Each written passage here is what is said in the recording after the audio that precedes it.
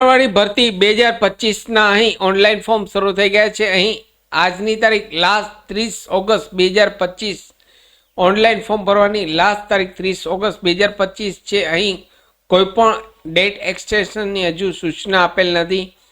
તો અહીં રજીસ્ટ્રેશન કરતી વખતે ઓનલાઈન ફોર્મ ભરતી વખતે કઈ કઈ બાબતોનું ધ્યાન રાખવું તેના વિશે આ વિડીયોમાં જોઈશું। નમસ્કાર મિત્રો, શિવસાગર ગાઈડ ચેનલમાં આપ સૌનું ફરી હાર્દિક સ્વાગત કરું છું।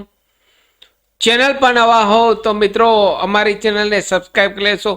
આંગણવાડી ભરતીના દરેક અપડેટ્સ તેમજ સરકારી ભરતીના દરેક વિડીયો અમારી ચેનલ પર દર વર્ષે પબ્લિશ થતા હોય છે।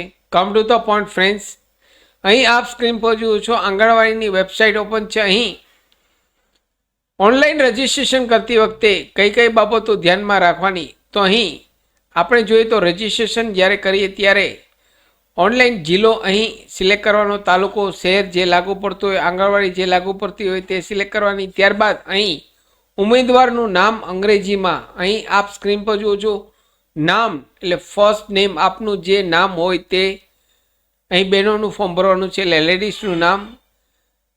આપની માર્કશીટમાં 10માની માર્કશીટમાં 12માની માર્કશીટમાં જે નામ હોય તે જ અહીં પહેલાં ટાઈપ કરવાનું છે ઇંગ્લિશમાં। ત્યારબાદ આપના ફાધરનું નામ, અહીં ફાધરનું નામ ઇનપુટ લખવાનું છે। ત્યારબાદ લાસ્ટમાં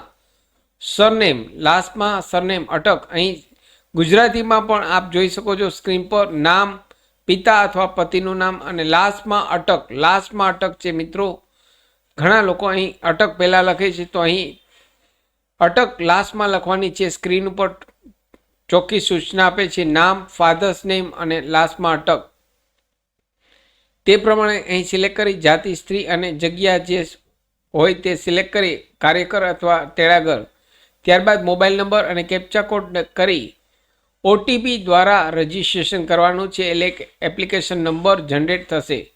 અહીં અંદર પણ જોઈએ તો અંદર ઓનલાઈન ફોર્મ ભરતી વખતે પણ અહીં એસએસસી મુજબ અહીં આપનું નામ, આપના પિતાનું નામ ઇંગ્લિશમાં અને લાસ્ટમાં અટક, આ કોલમ ખાસ યાદ રાખવાનું છે। ઘણા લોકોની મિસ્ટેક થઈ જાય છે, અહીં ફર્સ્ટમાં સરનેમ લખાઈ જાય છે, તો અહીં ખાસ આપનું નામ પહેલાં, ત્યારબાદ પિતાનું નામ, ત્યારબાદ અટક, અને અહીં ગુજરાતીમાં ટાઈપ કરવાનું છે નામ, પિતાનું નામ અને લાસ્ટમાં અટક જે આપની માર્કશીટમાં હોય તે।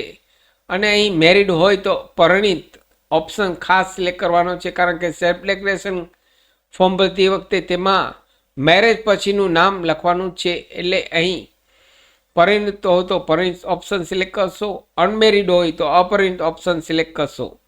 આટલી વસ્તુ ખાસ બહેનો ઓનલાઈન ફોર્મ ભરતી વખતે ધ્યાનમાં રાખવાની છે।